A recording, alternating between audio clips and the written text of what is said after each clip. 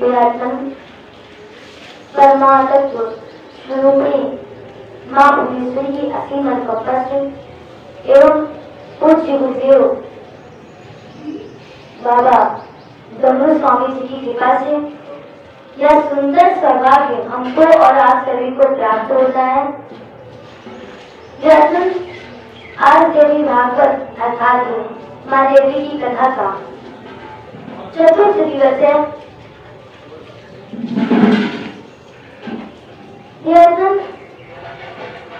माँ की कृपा से श्रीमद् देवी भागवत सुनने का शुभ अवसर प्राप्त हो रहा है।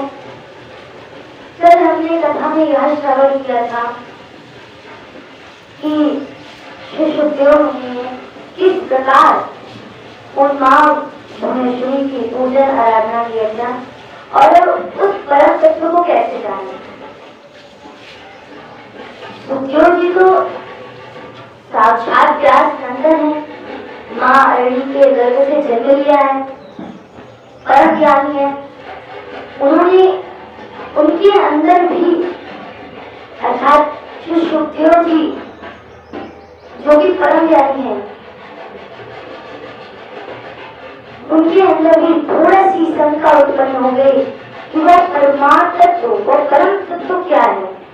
इसलिए जनक जी ने उनको भेज दिया और जनक जी के उपदेश की वजह से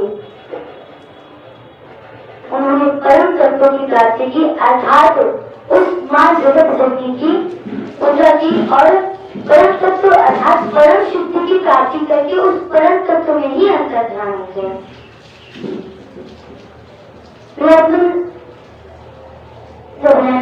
क्षेत्र में सूत जी ने जो शौनक ऋषि है उनसे इस प्रकार से वर्णन किया और बताया तो शौनकाद ऋषियों के मन में एक प्रश्न और उठ गया। ऋषि में बोले कि हे सोचिए,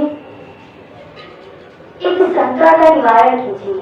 जब सुखदेव मुनि व्यास जी के आश्रम से उनका रूप से उस परम तत्व को जानते अर्थात वह जो परम तत्व और परमात्मा का शक्ति है जो सभी कथा कारण कर रही है, जब उस शक्ति के बारे में उनको ज्ञान हो गया तब तो वो परिस्थिति प्राप्त कर लिए। परंतु उसके बाद व्यास जी का क्या हुआ, क्योंकि व्यास जी की बड़ी प्रबल इच्छा थी कि उनकी घर में कोई संतान है और संतान हुई भी तो उसने परम सिद्धि प्राप्त कर ली और चली गई। तो उसके बाद व्यास जी का क्या हुआ इत्यादि जो उनके शिष्य थे वो सब कहाँ चले गए। तब सूत जी बोले कि व्यास जी जो कि परम ज्ञानी है, वेदों के रचयिता है, शास्त्रों के रचयिता है, उनके जितने भी शिष्य थे अर्थात व्यास जी के जितने भी शिष्य थे वे सब व्यास जी की ही आज्ञा से भारतवर्ष में भूमंडल पर अलग अलग जगह पर विचरण किया और व्यास जी के ज्ञान से क्योंकि शिष्य थे तो व्यास जी से जो ज्ञान प्राप्त हुआ था उस ज्ञान को जगह जगह स्थान स्थान पर फैलाया। और जब व्यास जी क्योंकि सूची बता रहे हैं कि व्यास जी के शिष्य को भूमंडल पर अलग अलग स्थानों पर चले गए, कोई वृंदावन तो कोई ऋषिकेश, इस प्रकार से अनेक अनेक स्थानों पर जितने भी व्यास जी के शिष्य थे वे सब अनेक अनेक स्थानों पर जाकर अपना अपना आश्रम बना करके वहाँ पर वेदों का अध्ययन और अध्यापन कराने लगे। तब व्यास जी ने सोचा कि अब मैं एक बार अपनी माता का दर्शन करूं। अर्थात व्यास जी के मन में आया कि मैं अब अपनी माता का एक बार दर्शन करूं। व्यास जी की माता का नाम शक्यवती है, जिनको मत्स्य गंधा भी बोला जाता है। तो सूत जी बताते हैं कि व्यास जी अपनी माता के दर्शन की प्रबल इच्छा से सरस्वती अर्थात सरस्वती के तट के किनारे पहुंचे। वहां पर पहुंचे क्योंकि व्यास जी विश्व पर कायम है, तो द्वीप पर उनका जन्म हुआ था तो उसी द्वीप पर पहुंचे और व्यास जी ने सोचा कि हमारी माता होंगी, तो जाकर के अपने नाना के पास पूछे कि हमारी माता कहाँ है। तो जो व्यास जी के नाना जी थे उन्होंने बता दिया कि आपकी माता का तो विवाह हो गया है, तो वह तो अपने ससुराल में है। तो व्यास जी सरस्वती नदी के तट पर ही अपना आश्रम बनाकर रहने लगे और वहीं पर अनुष्ठान करने लगे। तो अपना सूची आगे की कथा बताते हुए कहते हैं, तो व्यास जी सरस्वती नदी के तट पर भगवान का भजन कीर्तन करने लगे। तो क्योंकि व्यास जी के जो नाना जी थे वो तो परम धन्य हो गए। क्यों? क्योंकि उनके घर में कोई पहली बार भगवान का परम भक्त आया। तो जब व्यास जी अनुष्ठान करते हैं, हवन करते, तो हम बगल में बैठ जाते। सूर्य बताते हैं कि व्यास जी की माता जो मत्स्य गंगा थी, उनका जन्म किस प्रकार से हुआ था। एक अद्विका नाम की अप्सरा थी जिसको श्राप मिल गया था और वह मछली रूप में परिवर्तित हो गई थी। तो उस मछली को जब मछुआरों ने पकड़ा और पकड़ करके जब उसको काट दिया और तो उसमें से दो बच्चे निकले, एक मत्स्य और एक मत्स्य गंगा। तो यही वो मत्स्य गंगा थी जो कि व्यास जी की माता थी। और मत्स्य गंगा का समय अनुसार विवाह शांतनु से हुआ, जो कि बहुत बड़े राजा थे हस्तिनापुर के। श्री कहते हैं कि शांतनु जी जिनका विवाह सत्यवती अर्थात मत्स्य गंगा जी से हुआ, दो पुत्र हुए, एक विचित्रवीर्य और एक चित्रांगद। विचित्रवीर्य और चित्रांगद महाभारत का युद्ध हम सभी जानते हैं, महाभारत के युद्ध के बारे में। और महाभारत के युद्ध की स्टार्टिंग कहाँ से हुई, शुरुआत कहाँ से हुई? तो यही से महाभारत की शुरुआत हुई। ये जो चित्रांगद और विचित्रवीर्य थे, यही पांडु के पूर्वज हैं अर्थात वंशज हैं।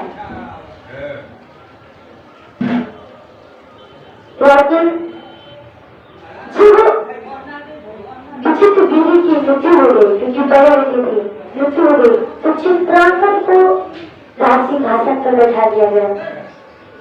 और चित्रांगद क्योंकि राजू ज्यादा दिन तक जीवित न रह पाए, उनकी भी मृत्यु हो गई। परंतु चित्रांगद की जो रानियां थी, क्योंकि चित्रांगद के भी भाई भीष्म थे, भीष्म पितामह, जिन्होंने अखंड ब्रह्मचार्य का पालन किया, जो कि गंगा पुत्र थे। राजा शंतनु की दो रानियां थी, पहली तो गंगा, क्योंकि गंगा जी ने अपनी इच्छा अनुसार उनसे यह वर मांगा था कि यदि आप मुझे कुछ बोलेंगे तो मैं तो तुरंत छोड़ के चली जाऊंगी। तो गंगा जी ने अपने 6 पुत्रों को अपने ही धारा में प्रभावित कर दिया, परंतु जो 7वां पुत्र था उसको शंतनु जी ने बचा लिया। और वही थे भीष्म, जिन्होंने अखंड ब्रह्मचार्य का पालन किया। इसलिए क्या? क्योंकि मत्स्य गंगा अर्थात जो सत्यवती थी, इन्होंने यह शर्त रखी थी। और शर्त क्या रखी थी कि आपके जो बड़े बेटे हैं भीष्म अर्थात गंगा पुत्र, अगर ये राजसिंहासन पर बैठेंगे तो मेरे पुत्र नहीं बैठ पाएंगे। इसीलिए भीष्म पितामह ने कभी राजसिंहासन पर नहीं बैठे। यही कारण था अखंड ब्रह्मचार्य धारण करने का, क्योंकि मत्स्य गंगा अर्थात सत्यवती जी ने पहले ही यह वर शंतनु से मांगा था, तो शंतनु ने यह वर दे दिया था। तो भीष्म पितामह जी सदैव राजसिंहासन पर कभी नहीं बैठे, परंतु महामंत्री बनकर सदैव हस्तिनापुर का कल्याण ही किया, क्योंकि वे कभी कौरवों को छोड़कर नहीं गए, क्योंकि अपनी माता को यह वचन दिया था उनके पिता ने। तो इसलिए अपनी माता और अपने पिता का वचन ध्यान रखते हुए अपनी माता कभी वचन ध्यान रखते हुए, क्योंकि माता ने वचन मांगा था और पिता ने वचन दिया था, तो इसलिए दोनों की वचनों का ध्यान रखते हुए वो सिंहासन पर नहीं बैठे। चित्रा काशी राज की 3 कन्याएं थी। काशी राज की 3 कन्याएं थी। तो भीष्म पितामह एक दिन की बात कि आखिर खेलते खेलते काशी नगरी पहुंचे और वहां पर देखा तो वहां पर स्वयंवर चल रहा था।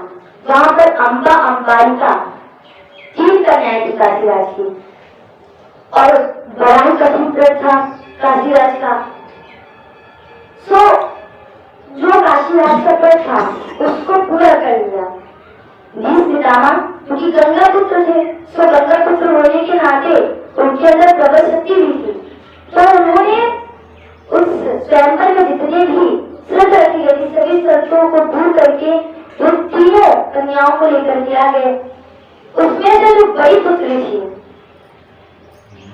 वे वहीं से तपस्या करने के लिए जंगल में चली गई, परंतु जो 2 कन्याएं थी अम्बा और अंबालिका वे दोनों भीष्म पितामह के साथ गई। और भीष्म पितामह के साथ जब गई, क्योंकि पहले तीनों गई थी साथ, तो पहले तीनों साथ जब गई तो भीष्म पितामह ने बताया कि हमें आपसे शादी नहीं करनी थी, हमें आपसे विवाह करना ही नहीं था, विवाह तो आपको चित्रांगद से करना है। जब ऐसा कहा तब तो जो बड़ी पुत्री थी काशी राज की वह क्रोधित हो गई और क्रोधित होकर के कही या तो एक बार मुझे मेरे पिता के घर छोड़ दो या तो फिर मैं नहीं चली जाऊंगी वन में। तो इस प्रकार से जो पहली पुत्री थी वो वन में चली गई और बाकी की जो 2 थी अम्बा और अंबालिका वह हस्तिनापुर में पटरानी बन गई। और अम्बा अंबालिका दोनों वहीं पर रही। इन्हीं अम्बा और अंबालिका की ही पुत्र थे पांडव और धृतराष्ट्र। मत्स्यगंधा अर्थात सतोली जी अब क्योंकि शंतनु जिनकी भी समय अनुसार मृत्यु हो गई, उसके बाद विचित्र गिरी की भी मृत्यु हो गई और चित्रांगद की भी मृत्यु हो गई। तो मत्स्यगंधा को बड़ी परेशानी हुई, यह क्या होगा। तो स्वयं पहले तो राज सिंहासन पर बैठकर शासन किया, फिर उसके बाद व्यास जी, क्योंकि उनके मन में अचानक आया कि मेरा एक पुत्र और है व्यास, तो क्यों ना उसे बुलाया जाए। तो जैसे ही अपने नेत्रों को मोड़ा और तुरंत ध्यान किया व्यास जी का, तो व्यास जी साक्षात आकर के खड़े हो गए। अब व्यास जी को सारी समस्या बता दी और व्यास जी ने वो जाना कि अब तो कोई बैठने वाला नहीं सिखा सकते, तो इसलिए व्यास जी से धृतराष्ट्र और पांडु का जन्म हुआ। धृतराष्ट्र और पांडु का जन्म हुआ। धृतराष्ट्र जो कि आप कहते थे और पांडु जिनको रोग था। अब पांडु क्योंकि पांडु भी श्रापित थे, पांडु श्रापित होने के कारण पांडु की भी मृत्यु जल्दी हो गई। रति शूरसेन की पुत्री कुंती, शूरसेन की पुत्री थी कुंती और भगवान श्री कृष्ण की बुआ थी। सो शूरसेन की पुत्री अर्थात भगवान श्री कृष्ण की बुआ कुंती के साथ में पांडु का विवाह हुआ था और माद्री थी। पांडु की मृत्यु तो जल्दी हो गई, परंतु माद्री सती हो गई थी, बची केवल कुंती थी। सो कुंती अपने 5 पुत्रों को लेकर के रहा करती थी। कई लोगों का यह प्रश्न उठता है कि भगवान को इतना कठिन लीला करने की क्या जरूरत है। अब कुछ तो पहले तो तभी न समझ में आया, क्योंकि समझ में आए इतनी लंबी चौड़ी कहानी। तो कई लोग ये बोलते हैं कि भगवान की इतनी विचित्र लीला करने की क्या जरूरत थी, महाभारत ही तो करवाना था। ऐसा करके कि अचानक योग माया जिसे कहते कि सबकी मति फेर डालो और आपस में सबको मार काट मरवा डालो और सब आपस में काट मार के मर जाए। भगवान ने ऐसा क्यों नहीं किया, इतनी लंबी चौड़ी लीला करने की क्या जरूरत थी। सतपति को एक बार सिंहासन में बैठाया, फिर उनको उतारा, फिर पांडु विचित्र वीर और चित्रांगद को बैठाया, तो इतना कुछ करने की क्या जरूरत थी। अगर पृथ्वी का भार उतारना था तो एक ही बार में सबकी मुट्ठी फेर देते और सब आपस में लड़ने लगते।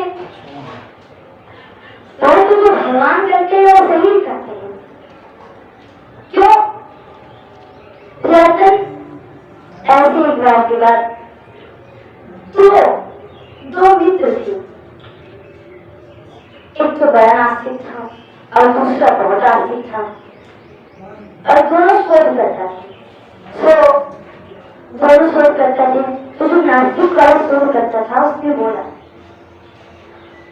कि जो दूसरा मित्र था वो पहले मित्र से बोला कि भगवान कितने मूर्ख हैं। उनको समझ नहीं आया, जब सृष्टि का निर्माण कर रहे थे तो उनको समझ नहीं आया बड़े फल को क्या करते हैं, छोटी से जो कि चलता है सारा लेकर उस पर लगा देते हैं और छोटे से फल को बड़े पेड़ पर लगा देते हैं। इतना लंबा करने की क्या जरूरत है, छोटे वाले फल को छोटे पेड़ पर लगाते, बड़े वाले फल को बड़े पेड़ पर लगाते, ऐसा क्यों कर दिया।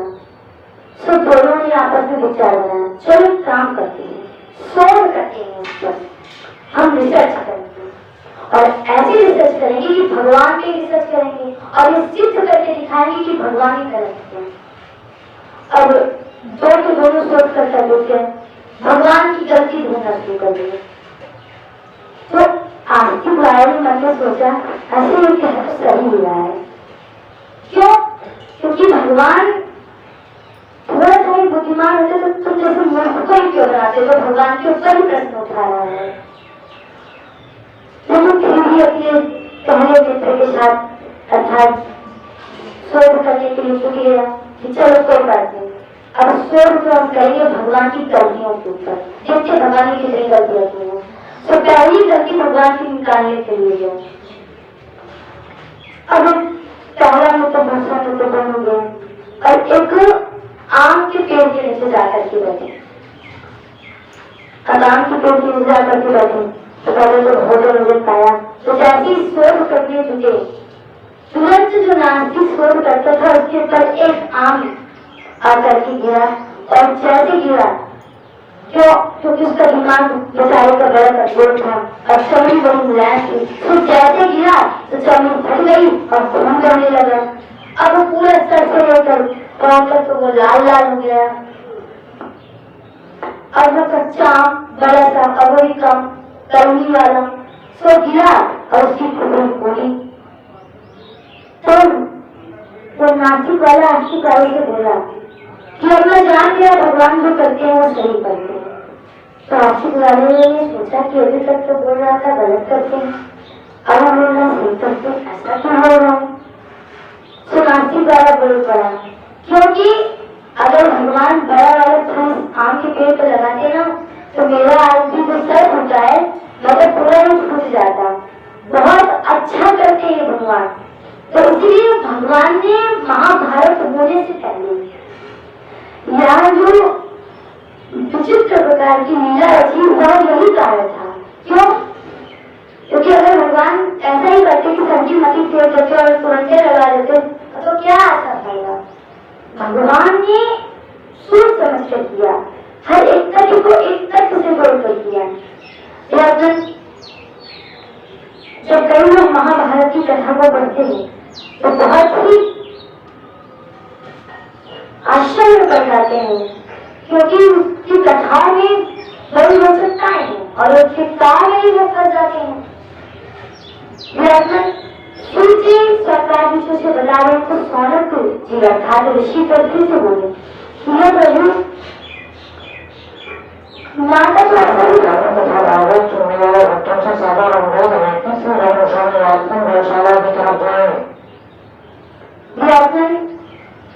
अभिषेक जी, क्योंकि जब सूची ने ऐसा कहा कि विचित्रगिरी की भी मृत्यु हो गई, चित्रांगद की भी मृत्यु हो गई, उसके बाद जो विचित्र है अर्थात चित्रांगद के पुत्र थे पांडु उनकी भी मृत्यु हो गई। अब कुंती अकेले थी